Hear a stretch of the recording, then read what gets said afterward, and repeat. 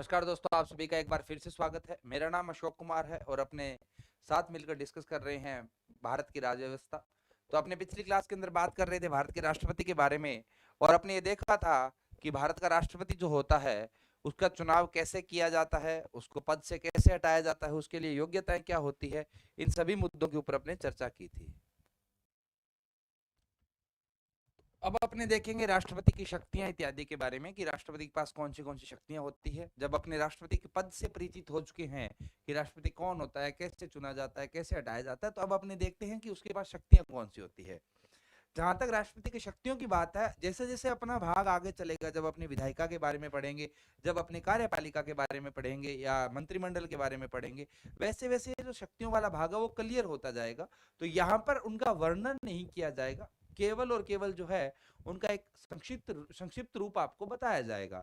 जैसे जैसे टॉपिक आगे चलेगा, जब अपने विधायिका के बारे में पढ़ेंगे तो उसकी विधायी शक्तियां क्लियर हो जाएगी। जब अपने मंत्रिमंडल के बारे में पढ़ेंगे तो उसकी कार्यपालिका की शक्तियां पूरी हो जाएगी। न्यायिक शक्तियां न्यायालय के बारे में पढ़ेंगे तब क्लियर हो जाएगी। तो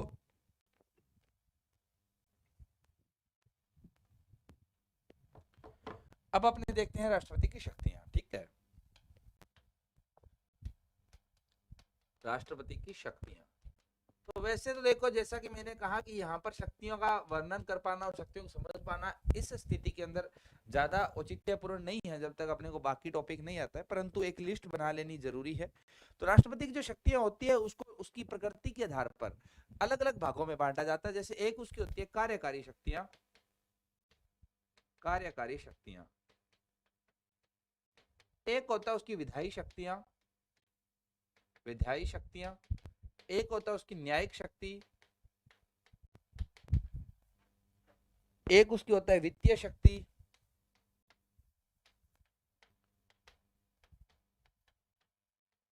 एक होता है उसकी कूटनीतिक शक्ति।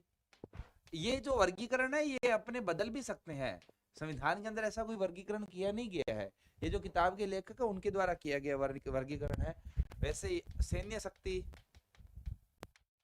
आपातकालीन शक्ति, ये ऐसी शक्तियां होती है। ठीक है, तो किताबों के अंदर तो वर्गीकरण किया जाता है इस प्रकार से, परंतु अपने इस वर्गीकरण को इस प्रकार से नहीं पढ़ेंगे। अपने इस वर्गीकरण को इस प्रकार से पढ़ेंगे कि जैसे जैसे अपना टॉपिक आगे जाएगा वैसे वैसे समझ में आता जाएगा। सबसे पहले तो अपने को जानना है कि राष्ट्रपति किसकी नियुक्ति करता है। ये सबसे इंपॉर्टेंट क्वेश्चन होता है कि इसकी नियुक्ति कौन करता है। तो अगर अपने बात करें कि राष्ट्रपति नियुक्ति किस किसकी करता है, किसकी नियुक्ति करता है, तो पहली बात तो इसके अंदर आपको ध्यान रखना है प्रधानमंत्री और मंत्रिमंडल, प्रधानमंत्री व मंत्रिमंडल। तो भारत का जो प्रधानमंत्री और मंत्रिमंडल है उसकी नियुक्ति कौन करता है, राष्ट्रपति करता है। दूसरा, राष्ट्रपति आपकी नियुक्ति करता है सीएजी की, एचसी व एससी के जज या न्यायाधीश। सुप्रीम कोर्ट और जो आपका हाई कोर्ट है उसके न्यायाधीशों की नियुक्ति भी यही करता है। ठीक है, इसके अलावा अगर अपने राष्ट्रपति की नियुक्ति की बात करें तो वह महान्यायवादी या अटर्नी जनरल जिसको अपने कहते हैं महान्यायवादी, ये क्या होता है ये अपने समझ जाएंगे अभी। सीएजी क्या होता है, महान्यायवादी क्या होता है, ये जैसे अपना टॉपिक आगे चलेगा वैसे वैसे स्पष्ट होता जाएगा। चुनाव आयोग किस सदस्य है, चुनाव आयुक्त। यूपीएससी किस सदस्य है, यूपीएससी किस सदस्य है, इन सब की नियुक्ति भी यही करता है।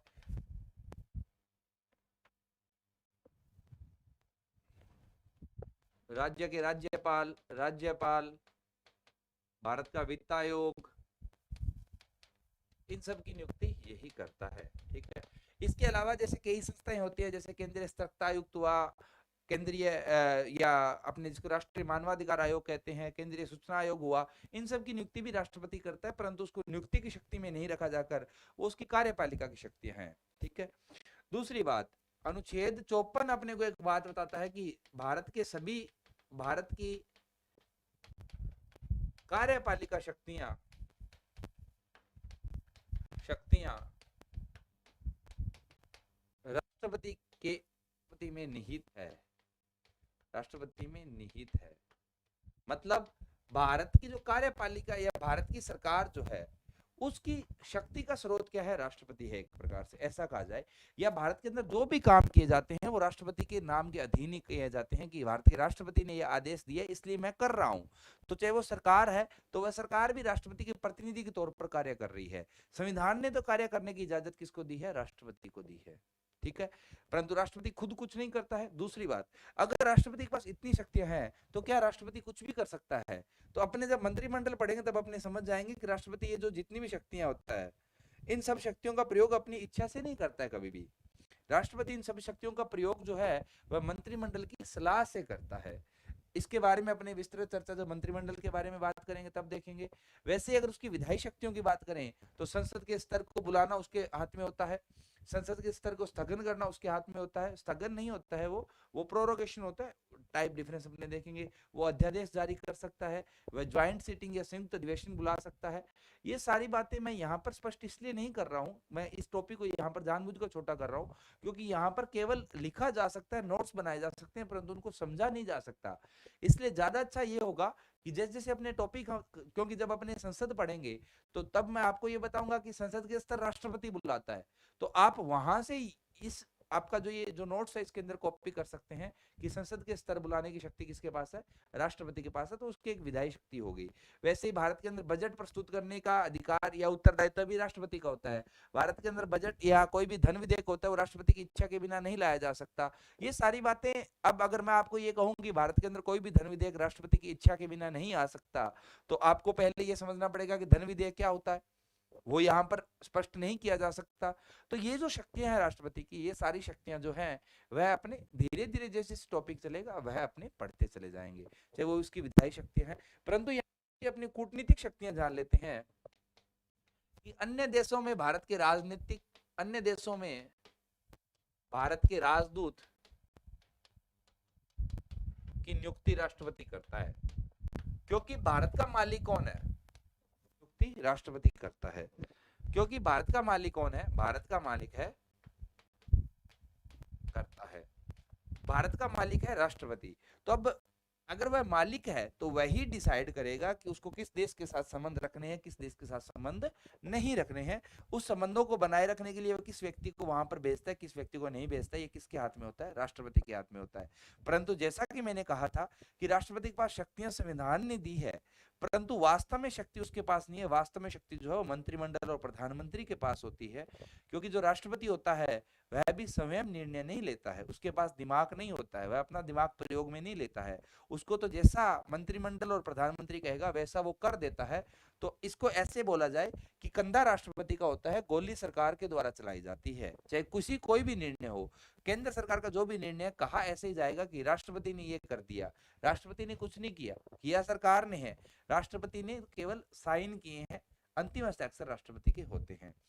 कूटनीतिक शक्तियों में अपने को ध्यान रखना है कि भारत के जितने भी राजदूत हैं अलग अलग देशों में, उनकी नियुक्ति कौन करता है?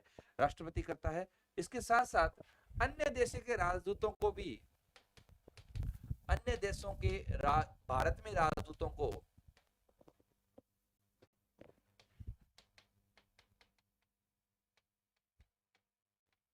राष्ट्रपति स्वीकार करता है। तो अगर किसी देश का कोई राजदूत भारत में नियुक्त होता है तो उसको सबसे पहले राष्ट्रपति से, भारत के राष्ट्रपति से मंजूरी लेनी पड़ेगी कि मुझे उस देश ने यहाँ पर राजदूत नियुक्त कर कर भेजा है। तो वो अपना जो डॉक्यूमेंट वेरिफिकेशन है वो करवाने कहाँ जाएगा? वो राष्ट्रपति के घर जाएगा। राष्ट्रपति उसके डॉक्यूमेंट वेरिफिकेशन करेगा, फिर उसको इजाजत देगा कि ठीक है मैं आपको उस देश के राजदूत के तौर पर स्वीकार करता हूँ। तो अन्य देशों के राजदूतों को स्वीकार करने की शक्ति भी किसके पास होती है? राष्ट्रपति के पास होती है। अगर इसके सैन्य शक्तियों की बात करें तो राष्ट्रपति जो है भारत की तीनों सेनाओं का सर्वोच्च कमांडर होता है। तीनों सेनाओं का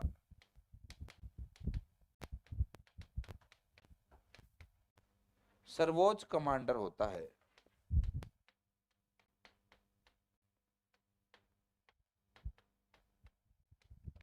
तो भारत की सेनाओं का सर्वोच्च कमांडर कौन होता है?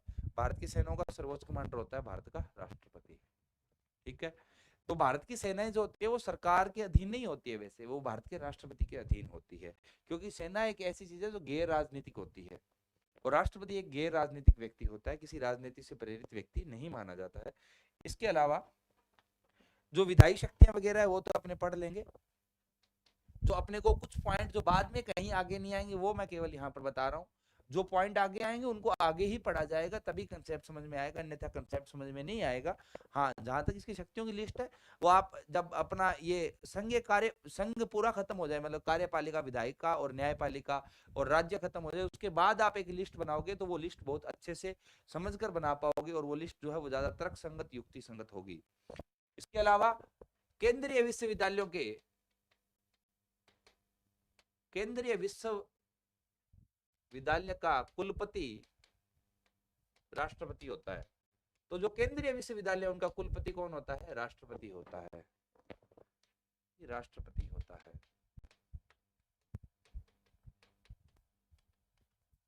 ये अपने को ध्यान रखना है, इतनी सी बात को ध्यान रखना है, ठीक है।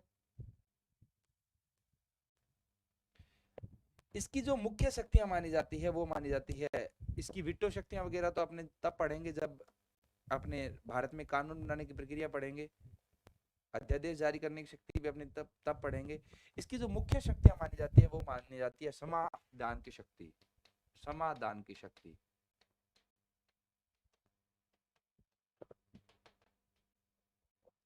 जो राष्ट्रपति की समाधान की शक्ति है उसका वर्णन आपको देखने को मिलता है अनुच्छेद 72 के अंदर। तो जो समाधान की शक्ति है उसका वर्णन आपको कहाँ देखने को मिलता है? अनुच्छेद 72 के अंदर, 72 के अंदर आपको देखने को मिलता है। 72 जो है वह कहता है कि राष्ट्रपति भारत के अंदर किसी भी व्यक्ति की सजा को माफ कर सकता है, चाहे वो सजा किसी भी न्यायालय ने दी हो, चाहे वो सेना के न्यायालय ने दी हो या सामान्य उच्चतम न्यायालय, हाईकोर्ट, इन सब ने दी हो। तो जब इसके पास कोई समाधान की याचिका पहुंचती है, जब भी कोई व्यक्ति जो है जिसको सजा हो चुकी है, उदाहरण के लिए किसी व्यक्ति को फांसी की सजा हुई है, तो वह व्यक्ति समाधान के लिए राष्ट्रपति के समक्ष अपनी याचिका दाखिल करता है, तो वह 5 निर्णय उस पर या 5 प्रकार से समाधान दे सकता है। या ऐसा कहा जाए कि राष्ट्रपति की समाधान की शक्ति में निम्नलिखित विकल्प या उपकरण है। विकल्प या उपकरण है।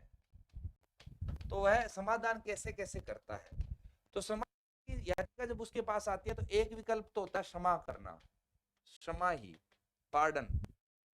क्षमा का मतलब होता है कि अभियुक्त या जो आरोपी होता है, आरोपी को सभी आरोपों से बरी कर दिया जाता है, सभी आरोपों से बरी कर दिया जाता है, तो उसको क्लीन चिट दे दी जाती है, चाहे उसको पहले फांसी हो रखी हो, चाहे उम्र कैद हो रखी हो, कुछ भी हो रखी हो, सब कुछ जीरो कर दिया जाता है। अगर वह राष्ट्रपति सब कुछ जीरो कर देता है तो उसको अपने कहते हैं कि राष्ट्रपति ने क्षमा कर दिया। परंतु अगर वह जीरो नहीं करने की बजाय उसको कुछ और लाभ देता है तो उसके अंदर और उनको और या उसके लिए और शब्दावली प्रयोग में ली जाएगी। जैसे कि जो दूसरा उपकरण राष्ट्रपति के पास उपलब्ध होता है वो होता है लघुकरण। लघुकरण, लघुकरण का मतलब होता है दंड को बदलकर आसान कर देना, आसान कर देना। तो पहले जैसे किसी को कठोर कारावास की सजा हो रखी थी, अब उसको कठोर कारावास की जगह सामान्य कारावास कर दिया। तो लघुकरण का मतलब है, यहाँ पर लघुकरण का मतलब से नहीं है, उसकी दंड की प्रकृति को बदला गया, दंड के रूप को बदला गया है, ठीक है। तो ये होता है लघुकरण। जैसे मृत्युदंड था, मृत्युदंड को परिवर्तित करके उसको कठोर कारावास दे दिया, तो उसके दंड की प्रकृति को बदल दिया है। परंतु ऐसा नहीं है 20 साल की सजा को 10 साल कर दिया, ऐसा नहीं हुआ है लघुकरण के अंदर। अगर वह अवधि को कम करता है तो उसको अपने कहते हैं परिहार। परिहार, परिहार का मतलब होता है दंड की प्रकृति को बदले बिना, दंड की प्रकृति को बदले बिना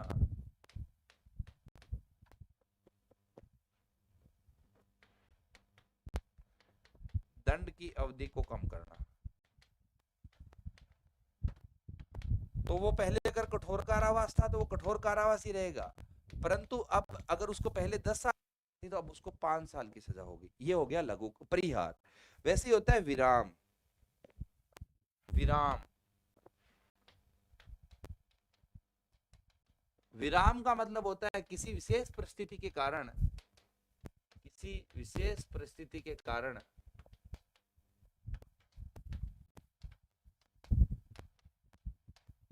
आरोपी को छूट देना, आरोपी को रियायत देना। उदाहरण के लिए अगर कोई महिला गर्भवती है और वो आरोपी है, तो स्वाभाविक सी बात है उस महिला के साथ उस बच्चे की भी जान जाएगी जो उसके गर्भ में है। तो ऐसी परिस्थिति के अंदर उस महिला को जो है वो क्षमादान दे दिया जाता है, उस महिला को जो है वो रियायत दे दी जाती है। या अगर ऐसा है कि कोई व्यक्ति विकलांग है, तो उसकी विकलांगता को मद्देनजर रखते हुए जो राष्ट्रपति है उसको उसकी जिंदगी को आसान बना देता है, तो इसको अपने कहते हैं विराम। तो विराम तभी शब्द प्रयोग में लिया जाता है जब किन्हीं विशेष परिस्थितियों के कारण राष्ट्रपति ने उसको क्षमादान दिया है। वैसे ही एक जो होता है वो होता है परिविलंबन।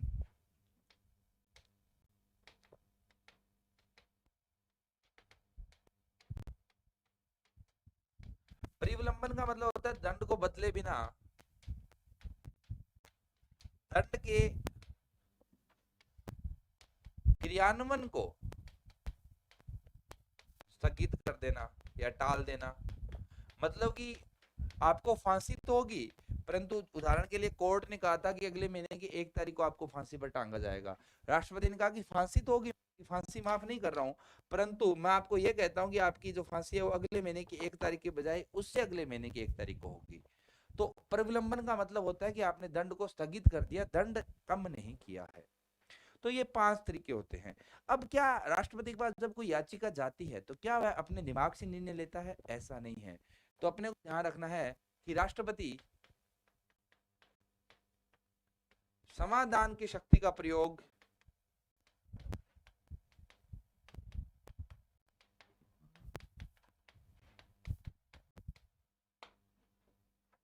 मंत्रिमंडल की सलाह से करता है, मंत्रिमंडल की सलाह के अनुसार करता है।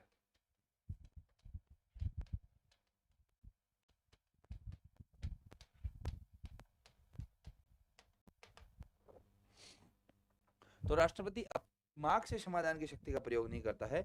राष्ट्रपति जो है वह पहले मंत्रिमंडल से पूछेगा कि भाई इसका क्या करना है, फिर मंत्रिमंडल कहेगा कि साहब ऐसा कर दो, तो वैसा किया जाता है।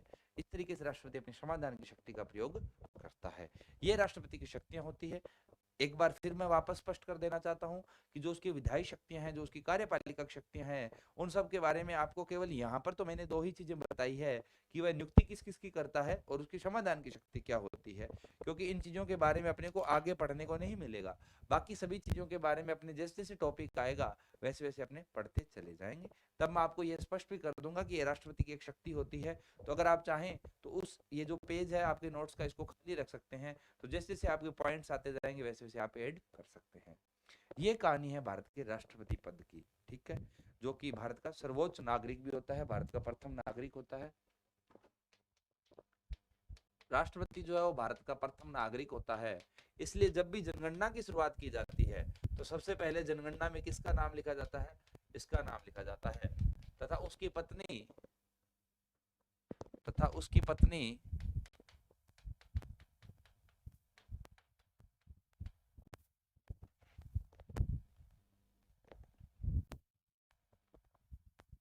उसकी पत्नी भारत की प्रथम महिला होती है,